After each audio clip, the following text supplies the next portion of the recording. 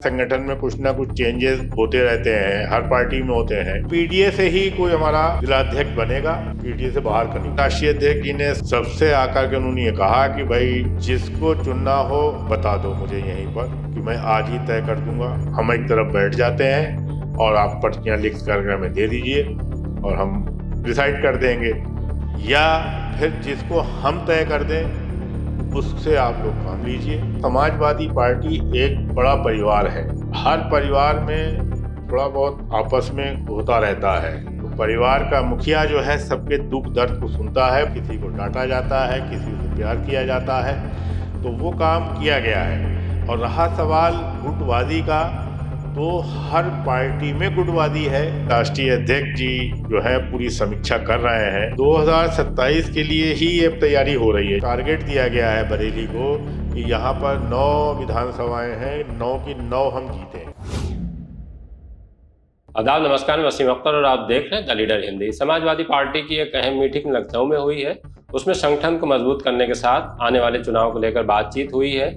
खास तौर से जिस तरह अभी लोकसभा चुनाव में समाजवादी पार्टी ने 2 में से 1 सीट जीती है और 1 सीट हारी है, उस पर भी चर्चा हुई है। संगठन को कैसे और ठीक किया जा सकता है, गुटबाजी को कैसे कम किया जा सकता है, इन तमाम बातों पर राष्ट्रीय अध्यक्ष ने मशवरा किया है समाजवादी पार्टी के जो अहम लोग थे बरेली के, उन्हें बुलाकर। हमारे साथ इस वक्त समाजवादी पार्टी अल्पसंख्यक महासभा के प्रदेश उपाध्यक्ष इंजीनियर अनीस अहमद खां हैं।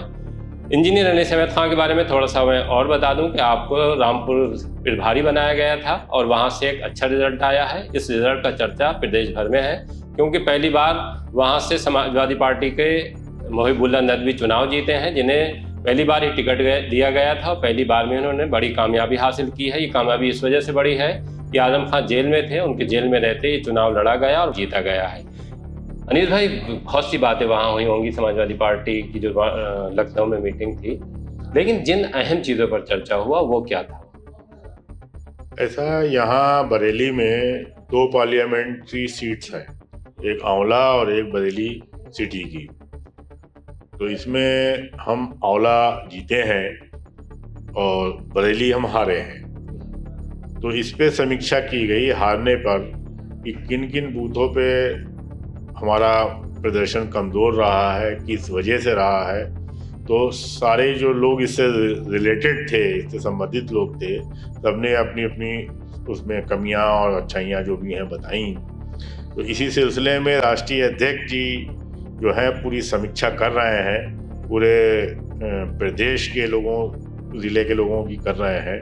तो इसलिए कल लखनऊ में उस पर मंथन किया गया है कि भाई जो आगे आने वाला चुनाव है 2027 का, हम उसमें सुधार करें, और अगर थोड़ी सी कमी रह गई जिसकी वजह से हम बरेली की सीट हार गए हैं, तो उस पर भी बहुत विचार किया गया कि उन कमियों को भी दूर करने के लिए दिशा निर्देश दिए गए और राय मांगी गई।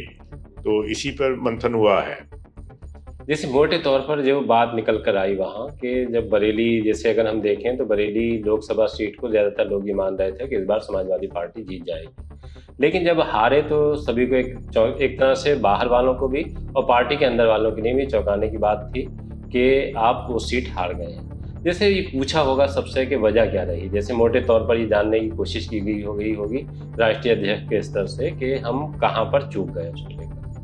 चूक जो है वो मेनली जो रही है, जो हमारा वोटर है उसको सही तरीके से बूथ तक पहुंचाया नहीं गया। जो कुछ बूथ ऐसे थे जिनको डिस्ट्रीब्यूट कर दिया गया दूर दूर, एक घर के वोट दूसरे घर में दूसरी जगह चले गए, तो इसकी वजह से लोग कंफ्यूज हो गए और वोटिंग परसेंटेज हमारा बहुत कम हो गया। तो इसमें कुछ वोट काटे गए। तो यही सारी वजह रही कि हमारे अगर भाई हम 15-20 हज़ार वोट और पा जाते तो हम सीट जीत जाते आराम से।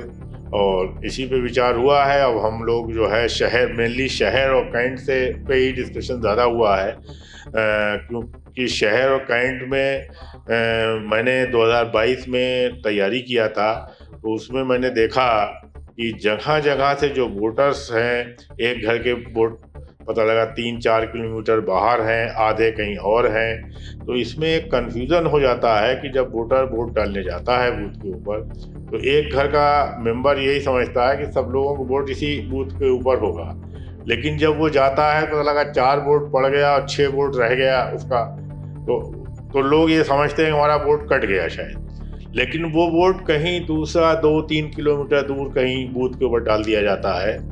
तो ये चीज़ें बहुत टाइम से मैं देख रहा हूँ गड़बड़ियाँ की जा रही हैं। उसको सुधार के लिए कि उसको पहले से ही सुधार किया जाए, लोगों को अवेयर किया जाए इसके लिए कि भाई लोग पहले से इस चीज़ के लिए तैयार रहें, उनको मालूम रहे कि उनका वोट किस बूथ पे पड़ेगा।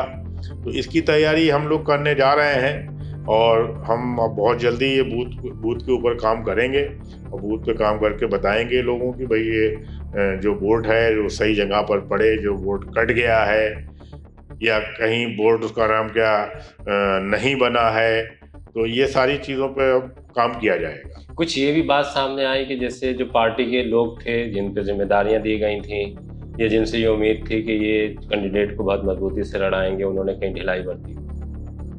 नहीं, ऐसा नहीं था। ढिलाई तो सब लोग लगे थे क्योंकि ये चुनाव हमारे जो राष्ट्रीय अध्यक्ष जी ने जो पीडीए के तहत चुनाव लड़ा है, इसमें लोगों में और जो कार्यकर्ता थे और जो पदाधिकारी थे उनमें भी पूरी जिम्मेदारी इस लोगों ने काम किया है। बस चूक वही हो गई है कि वोट का परसेंटेज घटा है। जो हमारा वोट है, समाजवादी का जो वोट था वो सही तरीके से नहीं पड़ पाया। जहाँ पर हम लोग इसमें कामयाब हो गए वोट डलवाने में, वहाँ जीते हैं हम लोग, 37 सीटें जीते हैं और कुछ सीटें ऐसी हैं जो हरवाई भी गई हैं, लेकिन बरेली में मेनली वोट का परसेंटेज कम होना रहा है। जो 2027 में विधानसभा चुनाव होने जा रहा है, उसको लेकर किस तरह की बातचीत हुई है? 2027 के लिए ही ये तैयारी हो रही है, जो ये समीक्षा हो रही है उसी की तैयारी है। और हम लोगों को टारगेट दिया गया है बरेली को कि यहाँ पर 9 विधानसभाएं हैं, 9 की 9 हम जीतें। और अगर हम लोगों हमारा कार्यकर्ता सही तरीके से राष्ट्रीय अध्यक्ष के दिशा निर्देश पे काम करेगा और कर रहा है, करेगा, तो हमें पूरी उम्मीद है कि हम 9 की 9 सीटें 2027 में यहाँ से जीतेंगे और उत्तर प्रदेश में सरकार समाजवादी पार्टी की बनेगी और इस भारतीय जनता पार्टी को हर हालत में हराना है। ये हमारा वोटर तय कर चुका है, पीडीए का सारा वोटर इस चीज़ को तय कर चुका है कि अब इसको हटाना है। लेकिन मुश्किल टारगेट लग रहा है। 2 सीटों को छोड़ दें हम तो 7 सीटें जो भारतीय जनता पार्टी हैं, 2 सीटें आपके पास हैं। जिस तरह से अभी भी चुनाव हुआ है, लोकसभा का पिछला चुनाव, तो हम बरेली को ही अगर पैमाना माने तो बरेली में भी बहुत सी विधानसभा आप हारे हैं, तो उसके लिए कोई ये तैयारी की दी गई है या टारगेट दिया गया है कि जहां हम हारे हैं वहां पे हमें कैसे जीतना है? हाँ, वो सब बातें हुई हैं क्योंकि जब समाजवादी पार्टी शुरुआत में बनी थी तो यहाँ पर हमने 7 सीटें जीती भी हैं। समाजवादी पार्टी 7 सीटें यहाँ से जीती है और 2 पे ही भारतीय जनता पार्टी रही थी। और उस चीज़ पर हम लोग काम अब करेंगे कि 9 सीटें जो हमारी जीतना है वो हमें कैसे जीतना है और हर हालत में हर कोशिश के साथ में सीटें जीती जाएंगी और दमदारी के साथ सीटें जीती जाएंगी। संगठन को लेकर क्या बातचीत हुई है कि संगठन को कैसे और ठीक किया जाए? संगठन के लिए तो देखिए टाइम हो जाता है, संगठन में कुछ ना कुछ चेंजेस होते रहते हैं, हर पार्टी में होते हैं और ज़रूरत होती है क्योंकि जो आदमी काम करता है तो कहीं ना कहीं उसका कुछ विरोध भी शुरू हो जाता है। और तो उसमें ये राष्ट्रीय अध्यक्ष जी ने सारा जो हमारे यहाँ से जितने भी पदाधिकारी गए थे, कार्यकर्ता गए थे, सबसे आकर के उन्होंने ये कहा कि भाई जिसको चुनना हो बता दो मुझे यहीं पर कि मैं आज ही तय कर दूंगा। अच्छा, जिलाध्यक्ष को लेकर के कि भाई जिसको बनाना है आप लोग तय कर लीजिए, अभी हम एक तरफ बैठ जाते हैं और आप पर्चियां लिख कर हमें दे दीजिए और हम डिसाइड कर देंगे, या फिर जिसको हम तय कर दें उससे आप लोग काम लीजिए।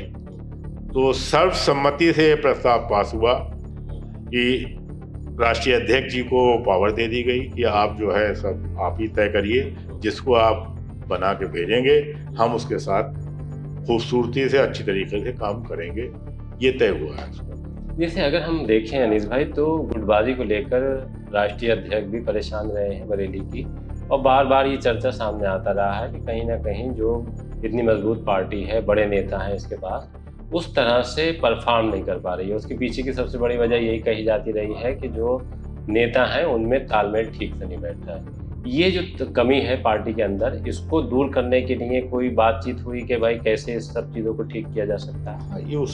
ये जो मीटिंग कल की थी, इसमें उसका भी मकसद था। तो ऐसा है, समाजवादी पार्टी एक बड़ा परिवार है और हर परिवार में थोड़ा बहुत आपस में होता रहता है। तो उसका तरीका यही है कि जो कल हमारे राष्ट्रीय अध्यक्ष जी ने 10 तारीख को मीटिंग लखनऊ में बुलाई, तो एक परिवार को इकट्ठा किया और वो परिवार के मुखिया हैं। तो परिवार का मुखिया जो है सबके दुख दर्द को सुनता है, परेशानियों को सुनता है और जो कमियां होती हैं उसका निराकरण किया जाता है। किसी को डांटा जाता है, किसी को प्यार किया जाता है, तो वो काम किया गया है। और रहा सवाल गुटबाजी का, तो हर पार्टी में गुटबाजी होती है, क्योंकि वो भी एक परिवार है, उनका अपना परिवार है, उनकी विचारधारा का परिवार है, अपनी अलग है उनकी पहचान।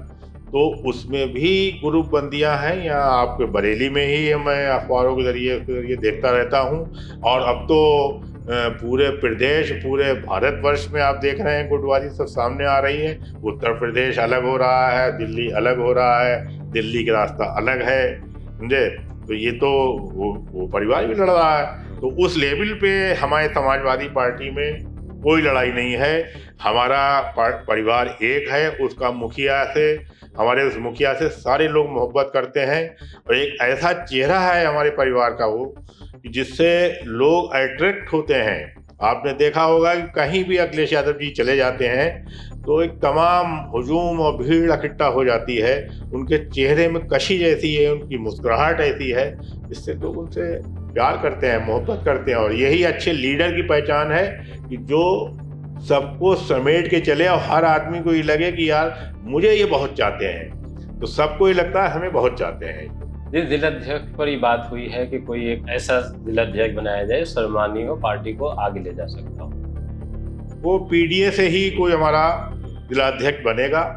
चेंज हो रहा है, चेंज किया जाता है, और तो उसमें पीडीए से ही बनेगा, पीडीए से बाहर का नहीं। अच्छा, रामपुर की कोई चर्चा आई कि जिस तरह से आपने वहाँ पे फिर भारी बनने के बाद तमाम चीज़ों को ठीक किया और जीत हासिल की? ऐसा है, रामपुर में मुझे प्रभारी बना के जब भेजा गया था, तो और उसमें मैंने वहाँ पर जो भी काम किया वहाँ जा कर के, उसमें मुझे कामयाबी मिली।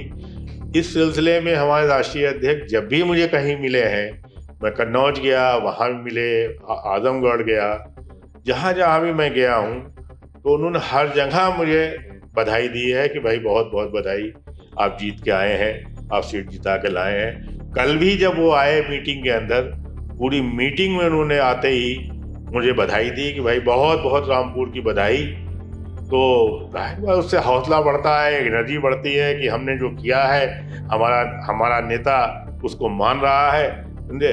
तो वो उन्होंने आकर के बधाई दिया मुझे और हमें कामयाबी मिली इसमें, तो नो डाउट। हमारे जो एमपी जीते हैं वो भी आज भी जब मिलते हैं तो बड़े प्यार से और बड़ी दुआएं देते हैं, क्योंकि वो एक इमाम है मस्जिद के, तो दुआएं देते हैं मुझे कि भाई आपने मेरा बहुत काम किया है और मुझे कामयाबी मिली है। तो अच्छा लगता है भाई हमारा परिवार बढ़ रहा है, तरक्की कर रहा है। कोई इनाम की बात भी हुई है कि आपने इतनी मेहनत की है रामपुर जाकर, तो कोई इनाम पार्टी ने आपके लिए सोच रखा? ऐसा है, पार्टी में इनाम जो है वो हमारे जो नेताजी थे, मैंने उनको भी देखा है कि वो भी एक ज़मीन से उठा करके आदमी को ऊपर तक पहुंचा दिया है। किसी को राज्यसभा भेज दिया, किसी को एमएलसी बना दिया, किसी को मंत्री बना दिया। तो अब जाहिर बात है जब वक्त आएगा तो उनके अगर दिलो दिमाग में मेरी कहीं छवि वो है तो देंगे मुझे, समझे। मुझे उम्मीद है देंगे। और जब सबसे बड़ी चीज़ है कि वो मुझसे इतना सम्मान करते हैं मेरी एज की वजह से, बल्कि वहाँ पर कन्नौज में, अरे वो आप यहाँ कैसे तो इतनी उम्र में आप, समझे। तो इस चीज़ का एक कदर है उनके दिमाग में, तो यही हमारे लिए बहुत बड़ा इनाम है कि वो हमारा सम्मान कर रहे हैं, इज्जत कर रहे हैं। हालांकि अनीस इंजीनियर साहब अपने मुंह से नहीं कहना चाह रहे हैं, लेकिन जिस तरह से मीटिंग के बाद पार्टी में चर्चा है कि उनसे कह दिया गया है कि आप तैयारी कीजिए चुनाव की। मैं थोड़ा सा और बता दूं अनीस इंजीनियर साहब के लिए कि वो कैंट विधानसभा से पहले भी चुनाव लड़ चुके हैं और जिस तरह से अब उन्होंने मेहनत की है, पार्टी में पूरी तरह से समर्पण से काम किया है, उस समर्पण का नतीजा ये था कि रामपुर लोकसभा सीट आप जीत कर आए। और जीतने के बाद जब रामपुर के सांसद अभी पिछले दिनों ही बरेली आए थे, मोहिबुल्लाह नदवी, उन्होंने बाकायदा आपका मीडिया के सामने बहुत अच्छे अल्फाज में शुक्रिया अदा किया था।